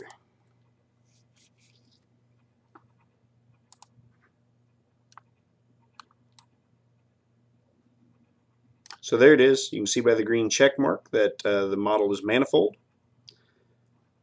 We will go to supports. Let's just, auto generate them. Create auto supports. So yeah, there's going to be some support. Which the ones at the back of the arm, yeah, I guess those are necessary. We could go modify the design to get rid of those. So yeah, it's got some supports around the arms and in between the legs as expected. Start. We'll slice it for the ANET A8. Yeah. And this says this will take 3.5 hours.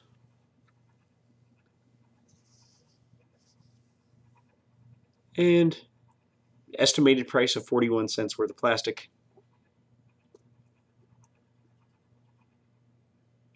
Well, you can scale up or down accordingly, but I figure 70 millimeters is a good size to start with. Unfortunately, with the way my son's school and stuff like that is, and I got a couple errands to run today, I will not have time to print this today. But I wanted to take you guys through the process of exporting the STL, of checking its scale, exporting the STL, making sure that scale is fixed when you export it as well.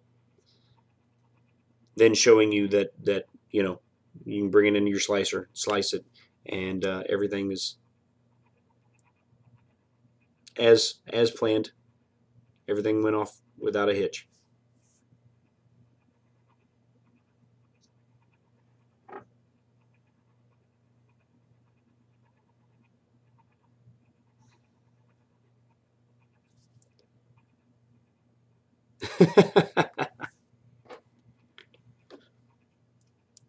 So yeah, we made a low poly robot today using basic functionality.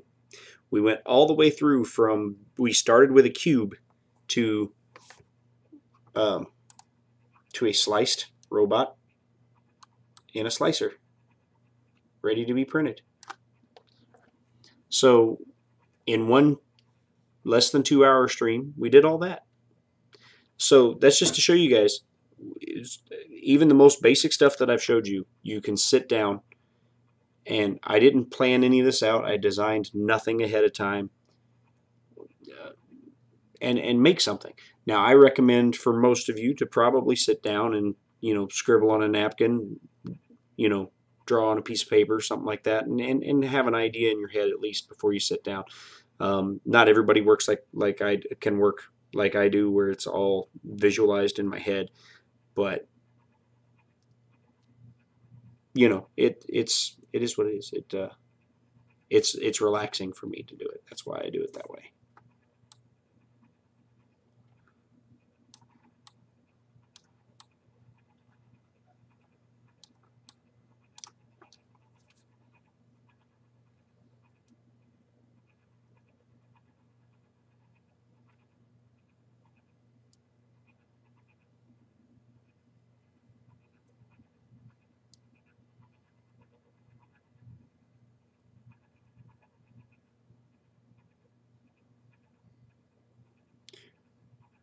Right. Yeah. I mean, this is not nearly as complex as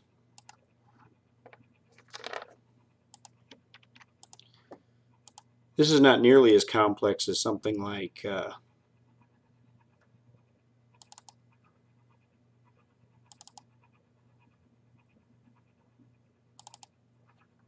like that.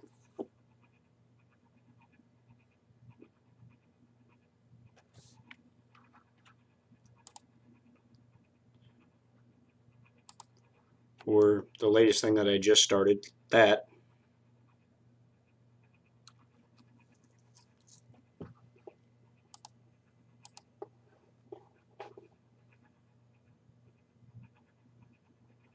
Let's see, where here.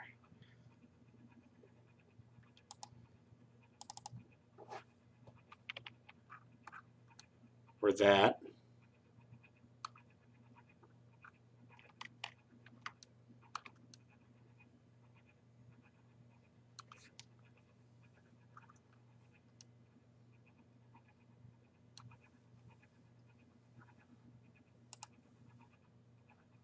Oh, you like the heavy equipment hauler?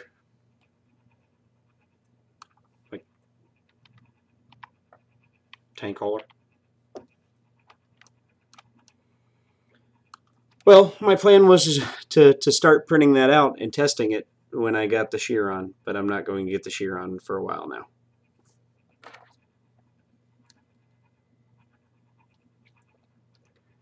Yeah, you sent me details on what the model of that truck is. I will look one up and see how difficult it would be to do that.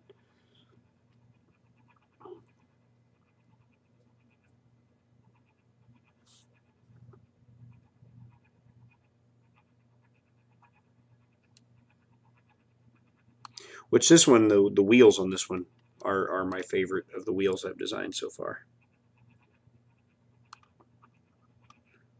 They've got this, heavy duty futuristic look to them. I like them. And it's designed that the wheels connect to this arm here, and this arm here pivots on this central axis. So the toy itself, when printed, these wheels will go up and down in a way that if this one goes up, it'll push this one down. They will articulate back and forth like that. So I was going to start printing it out and playing with this one and my Jeep more when I got the Chiron, but that's going to have to wait because I want to go see my sister.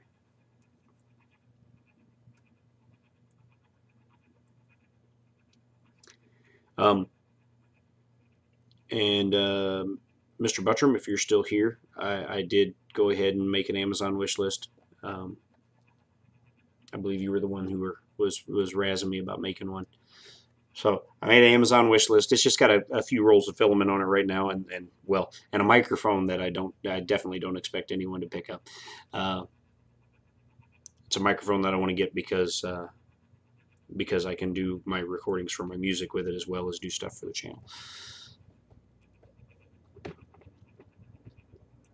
Um, so those are things that there's the filament that's kind of the color that you see in this image here, and then a couple other rolls of filament that I'm interested in trying out. One is a Decepticon purple, which looks cool, and the other one was a kind of a brick red because I'm working on a well, I was working on the old computer. I still haven't moved the files over and started trying to fix things that I had done. A modular building system for people to build like bases and stuff for their GI Joes and houses and or the die cast at 1/18 scale guys can use it to build a garage or a gas station as for a diorama for 1/18 scale die cast. Oh, dude, no, it's Decepticon Purple is what it's called. Let me see here.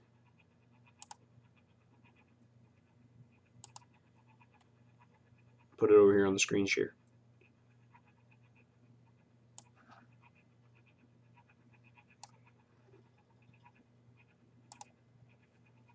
There you go.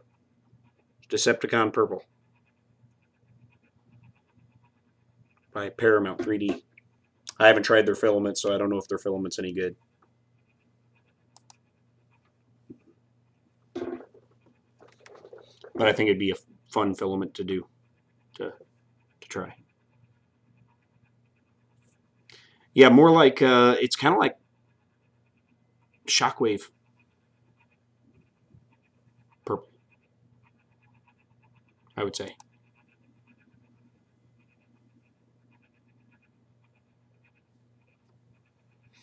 Well, that's why I put the stuff on the wish list. It's wishful thinking. It's I'll get to it at some point.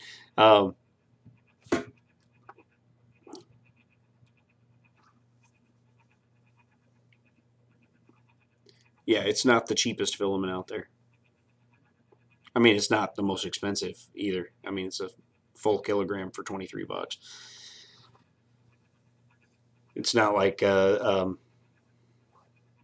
Filamentum and Protopasta and stuff like that, which are premium filaments, but they've got they got their glittery stuff in them and all that, and they're what $30 and $40 for like half a kilogram.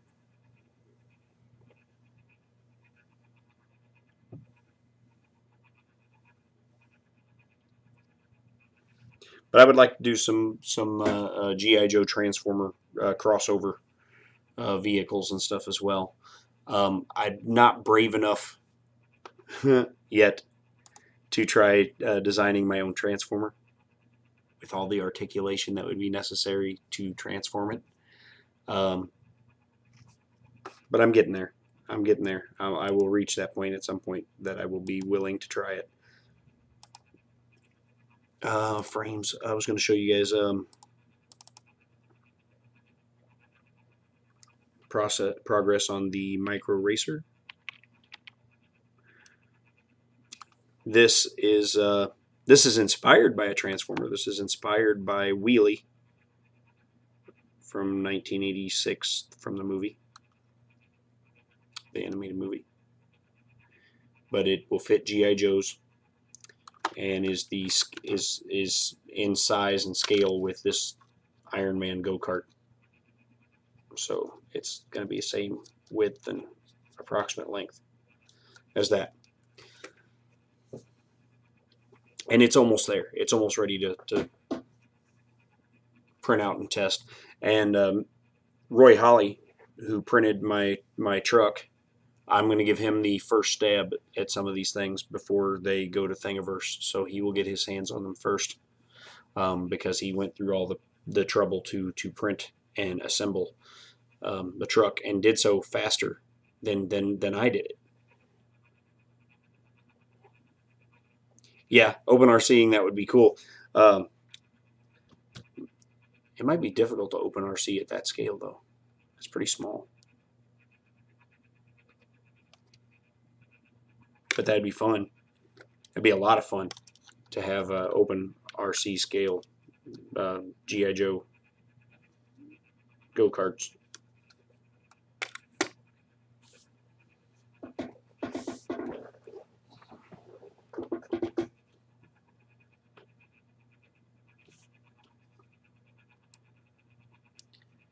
Well, there's that channel, Make It RC, I think that's what he's called. I've watched some of his videos. He takes like model kits that are just plastic model kits and makes them RC cars. So I have to watch some of his videos to look at and see maybe I can follow the same approach with some of this.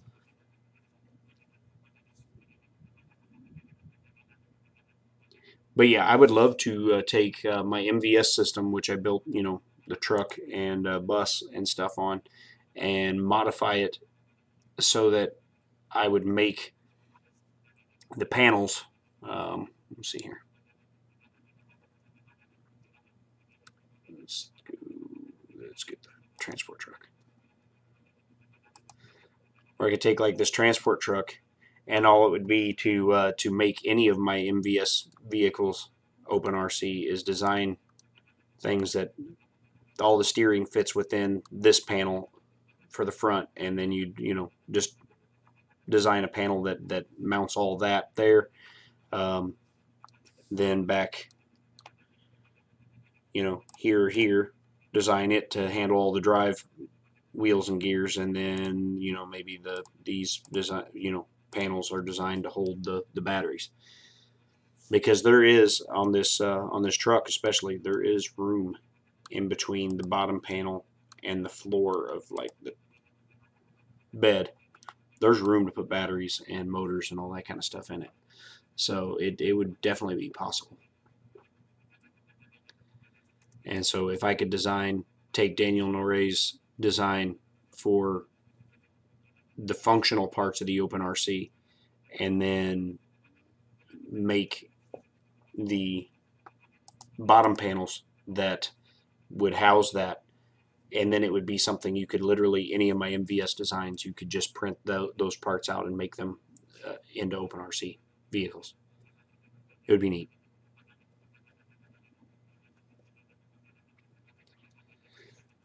Anyhow, appreciate you guys stopping by today. We are down to the last minute of the stream. I hope you guys had fun. I hope you learned something, and we used the modeling procedures we talked about last Tuesday to make a low poly robot.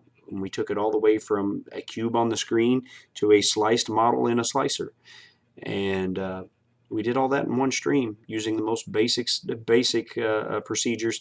Feel free to go back and rewatch this or the video from Tuesday if you have questions on how these things work or what buttons to press and things to do. But the goal was this week was to give you guys the tools necessary to do something, and then to show you using those most basic tools that you could build something. It doesn't have to be anything spectacular or amazing. Just get out there and start making stuff. The more detailed, the more intricate will come with time. It will come with experience, and as you learn to do more things and to do those things easier, you'll be able to build more complicated things. But this gets you a good foothold in getting started, and at least I think it does.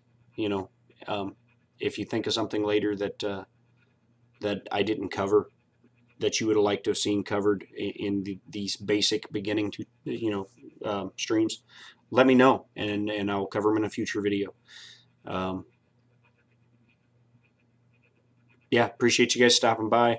There are links below to support the channel if you want to do so. Patreon and PayPal, Streamlabs, all that stuff. And an Amazon wish list now, because Mr. Buttram told me to. And I appreciate you guys very much, and we'll see y'all maybe Tuesday, unless I fly to go see my sister this Tuesday. I'll keep you guys posted on Twitter. So thank you guys very much. Appreciate it, and we'll see you next time.